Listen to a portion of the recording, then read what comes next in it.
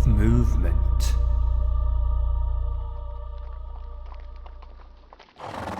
Oh, will you give over and just follow the road, you stupid mule?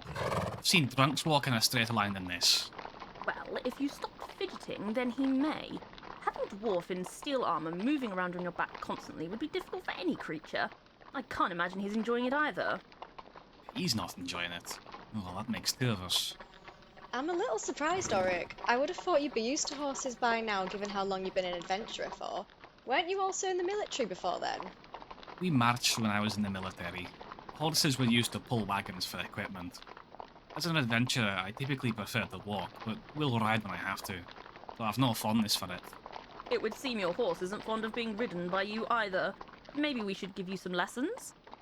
Orik scowled, but didn't answer as he made an effort to remain still. His horse calmed down a little and stopped trying to swerve off the path. As the dwarf's horse slowly settled, Alouna coaxed hers alongside Orik's. Do we know what the Urkel family wants us to transport? It seems a little unusual to hire adventurers to move goods. No, but given their daughter is supposedly marrying a farmer from Bradford, and that's where we'll be taking whatever this is, I guess it's a family heirloom or perhaps something similar for a wedding. Given the price they've offered for its transport out the Builder North, it's likely something of great personal value. Either way, it should be pretty easy, which is likely a comfort for you after your last one. Alouna winced slightly as she thought back to 3 nights prior. Her encounter with some of the smugglers in Carnag had not gone well, and could have been worse if not for looping. Alouna rubbed her wrists as she thought back to how she had been helpless before her captors. Yes, that is a little reassuring. As you mention it, I was wondering if you knew where I could learn anything about escape artistry, or any other skills that could be useful for escaping such situations. I don't mind admitting that I was terrified when the smugglers were threatening me. There was nothing I could do, and my magic isn't much use if my hands aren't free. So you think the answer is to learn to escape being bound? Are you planning on getting caught again? Well, no, but I thought in case it happens again, I'd rather not be left helpless. Then don't. Didn't you say the smugglers saw through your invisibility because you were standing in a puddle? If they hadn't caught you, then you wouldn't have been in that position to begin with. Why spend the time trying to learn how to escape when you could learn to avoid it in the first place? I hadn't thought about that. You're on the right track, trying to learn from your mistakes. You're just not thinking it through though. The smugglers caught you because they needed information that you had. If they didn't, they would have just killed you instead. Escape artistry is no good if you're dead first. When were you planning on learning this skill as well? Helecyne manoeuvred her horse from behind her companions to come alongside Alouna. The group travelled abreast of each other on the road as Helecyne continued.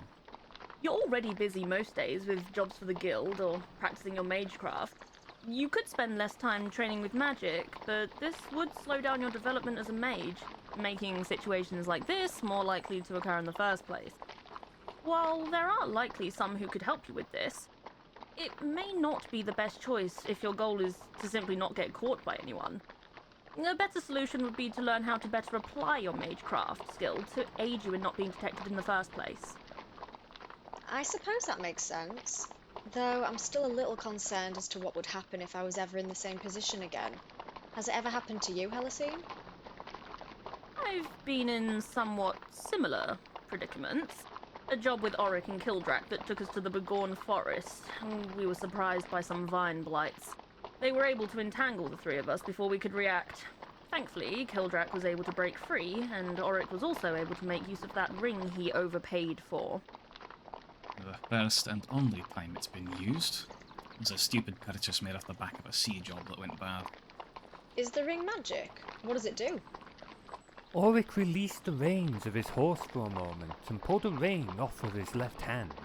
He passed it over to Alouna, who inspected it closely. It was a simple silver band with swirling patterns akin to leaves being blown in the wind. Drawing upon her magecraft, Alouna could detect that the ring did indeed hold magic, though she didn't recognise the spell imbued upon it. It's an enchanted ring I picked up after a job dealing with the thrice-blasted pirate Captain Rigger. Once a day I can speak a command word to use its spell. I believe it was called Freedom of Movement, though that means little to me if I was being honest. Helecyne could likely tell you more about it.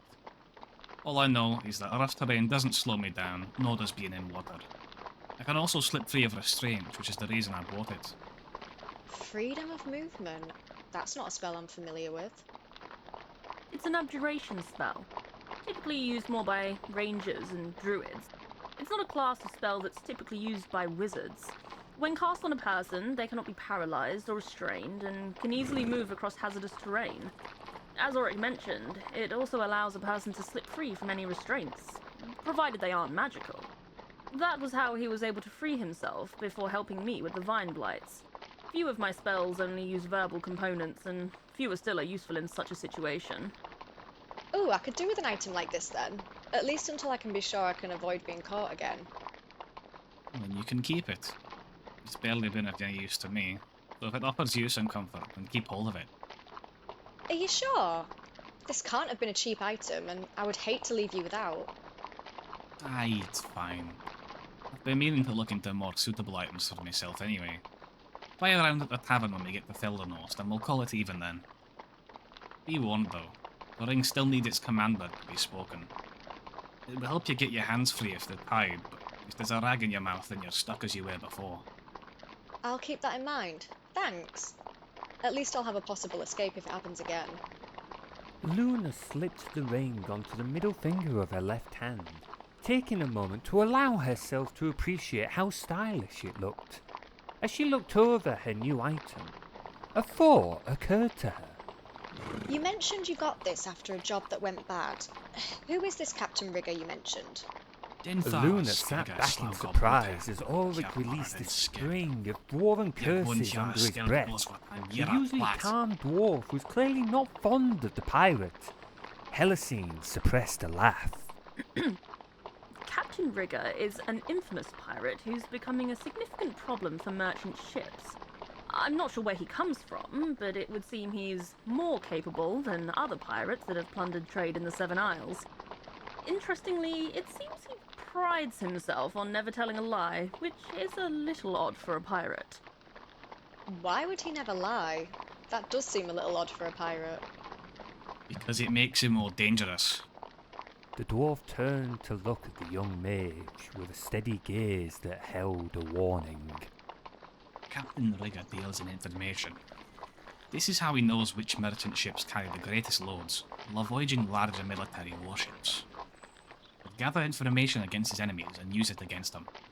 He may not lie, but he'll speak in half-proofs and omit crucial information.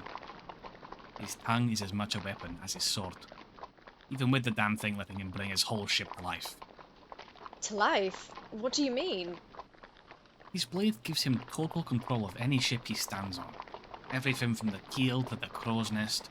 He can unfurl the sails and redirect the ship in any direction he wishes, without moving from the spot. He can also manipulate the rigging, to snag and ensnare people. So that's why you got this ring. You ran into Captain Rigger? What happened? I don't want to talk about it.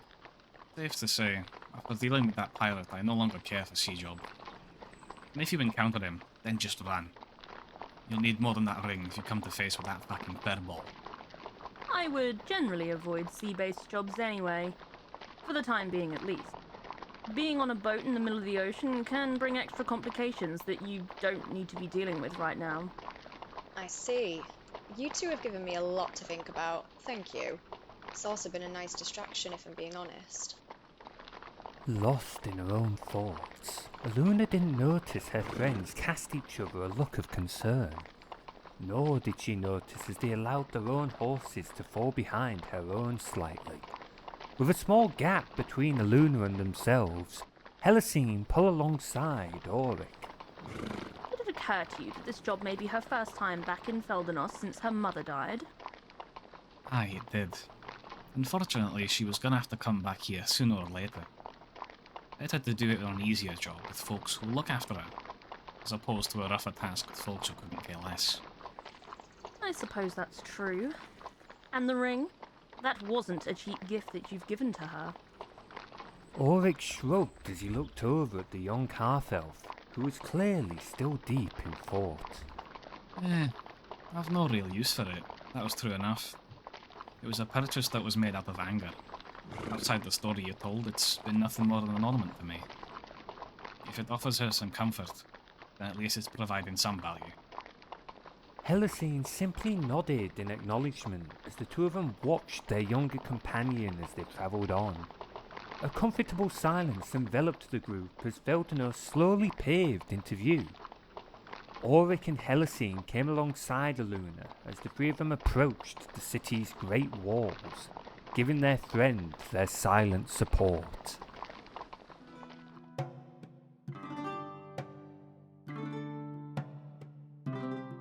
Thanks for watching the video. If you want to see more content like this, then hit that subscribe button. If you want to support what I do and have your name shown at the end of these videos, then become a Ko-Fi member. Link is in the description. Down there you'll also find a link to my Discord where you can join the Woodland Rangers community.